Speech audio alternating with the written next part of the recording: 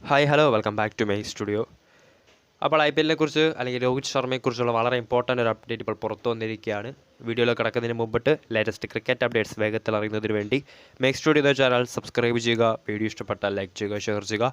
അതോടൊപ്പം തന്നെ ഞങ്ങളുടെ വീഡിയോസ് എത്രയും പെട്ടെന്ന് നിങ്ങൾക്ക് ലഭിക്കാൻ വേണ്ടി ബെല്ലൈക്കണിൽ ഓൾ എന്ന ഓപ്ഷൻ എനേബിൾ ചെയ്ത് വെച്ചേക്കുക. സോ തുടക്കത്തിൽ പറഞ്ഞ പോലെ നമുക്കറിയാം കഴിഞ്ഞ കുറേ ദിവസങ്ങളെ ഐ പി എല്ലിനെ കുറിച്ചുള്ള ചർച്ചകൾ ചൂടേറിയത് രോഹിത് ശർമ്മയെക്കുറിച്ചുള്ളത് തന്നെയാണ്. മുംബൈ ഇന്ത്യൻസ് ആ ഒരു ക്യാപ്റ്റൻസി ഹാർദിക് പാണ്ഡ്യയെ ഏൽപ്പിച്ച മുതൽ തന്നെ I P L Mumbai Indians ക്യാമ്പിലടക്കം വലിയ പൊട്ടിത്തെറികളാണ് നടന്നുകൊണ്ടിരിക്കുന്നത്.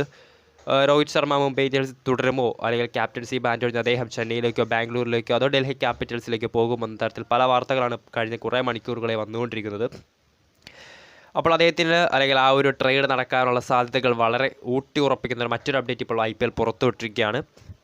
മറ്റൊന്നുമല്ല, I P L trade window വീണ്ടും സജീവമാകാൻ പോവുകയാണ്. ഡിസംബർ 20 മുതൽ, അതായത് ഐ പി എൽ താരലേലം ഡിസംബർ 19 ദുബായിൽ വെച്ച് നടക്കും.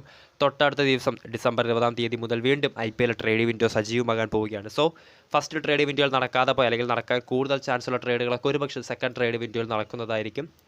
അതിലേറ്റവും മുൻപന്തിയിൽ നിൽക്കുന്നത് രോഹിത് ശർമ്മയുടെ തന്നെയാണ്. നമുക്കറിയാം, മുംബൈ ഇന്ത്യൻസിൻ്റെ ക്യാപ്റ്റൻസി ആംബാൻഡ് ഒഴിഞ്ഞ രോഹിത് മുംബൈയിൽ തുടരുമെന്ന കാര്യത്തിൽ അവ്യക്തത തുടരുകയാണ്. രോഹിത് ശർമ്മ മുംബൈ ഇന്ത്യൻസ് വിടണമെന്ന് തന്നെയാണ് അദ്ദേഹത്തിൻ്റെ ഡൈഹാർഡ് ഫാൻസ്, സ്വന്തം ആരാധകർ പോലും ആഗ്രഹിക്കുന്നത്. സോ അതിനാൽ തന്നെ അദ്ദേഹം മുംബൈ വിടുമോ എന്ന കാര്യത്തിൽ നമുക്ക് അപ്ഡേറ്റുകൾ നിലവിൽ ലഭ്യമല്ല. കഴിഞ്ഞ ദിവസമായിരുന്നു ഡൽഹി ക്യാപിറ്റൽസ് മുംബൈ ഇന്ത്യൻസിനോട് രോഹിത്തിനെ ട്രേഡ് ചെയ്യാൻ ആവശ്യപ്പെട്ടിട്ടുണ്ടായിരുന്നു. പക്ഷേ ആ ട്രേഡ് വിൻഡോയുടെ ടൈം കഴിഞ്ഞതിനാൽ ആ ഒരു ട്രേഡ് നടക്കാനുള്ള ചാൻസും അല്ലെങ്കിൽ പോസിബിലിറ്റി വളരെ കുറവായിരുന്നു. അതോടൊപ്പം തന്നെ നമുക്കറിയാം, ഹാർദിക് പാണ്ഡ്യയെ ക്യാപ്റ്റൻസി ഏൽപ്പിച്ചപ്പോൾ മുതൽ തന്നെ മുംബൈ ഇന്ത്യൻസ് ക്യാമ്പിൽ നിന്ന് വരുന്ന മറ്റൊരു റിപ്പോർട്ടാണ് രോഹിത് ഏറിപ്പോയാൽ ഈ ഒരു സീസൺ മാത്രമായിരിക്കും മുംബൈ ഇന്ത്യൻസിൻ്റെ ജേഴ്സിയിൽ കാണുക എന്നത്. ഒരുപക്ഷെ ഈ ഒരു സീസണിൻ്റെ പാതിക്ക് തന്നെ അദ്ദേഹം വേറെ ക്ലബ്ബിലേക്ക് ചേർക്കും, അല്ലെങ്കിൽ ഒരുപക്ഷെ അടുത്ത സീസണിൽ അദ്ദേഹം മുംബൈ ഇന്ത്യൻസ് വിട്ട് മറ്റൊരു ടീമിലേക്ക് പോകുമെന്നാണ് വരുന്ന റിപ്പോർട്ടുകൾ. എന്തായാലും കാത്തിരിക്കാം. മുംബൈ ഇന്ത്യൻസിൻ്റെ മുൻ നായകൻ രോഹിത് ശർമ്മ ഈ ഒരു ട്രേഡ് വിൻഡോയിൽ അദ്ദേഹത്തെ ഏതെങ്കിലും ക്ലബ്ബ് ട്രേഡ് ചെയ്തെടുക്കുമോ എന്നതിനാൽ ശരിക്കും മുംബൈ ഇന്ത്യൻസ് പല ഓപ്ഷൻ അല്ലെങ്കിൽ പല ബിഡുകളും രോഹിത്തിൻ്റെ ട്രേഡ് ഓപ്ഷന് ചൊല്ലി മുംബൈക്ക് ലഭിക്കുന്നുണ്ടെങ്കിൽ പോലും മുംബൈ ഇന്ത്യൻസ് അതിനൊന്നും ചെവി കൊടുക്കുന്നില്ലെന്നാണ് മറ്റൊരു റിപ്പോർട്ട്.